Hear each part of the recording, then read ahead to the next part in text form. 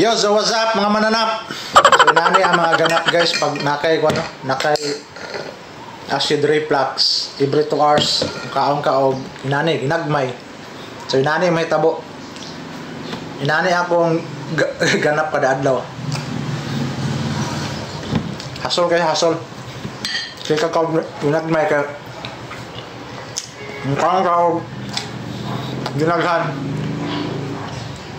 ungay mong bation tapos magpalpitit imong kuan dughan mura kag kakuyapon paminahon ba.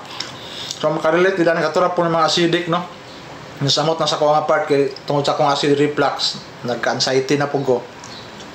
So need din akong inani nga kuan daily routine. So munang kamo diha agi mo papas mo kay magni resulta sa kuha sa una sa kuan ra kape kada buntag kapira, sigarilyo, wala sudantian, kape, sigarilyo, tagay. So, nanukot ng lawas. So, mintas nga sayo pa, amping din mo. Para di mo maparihan ako. Okay? Alright?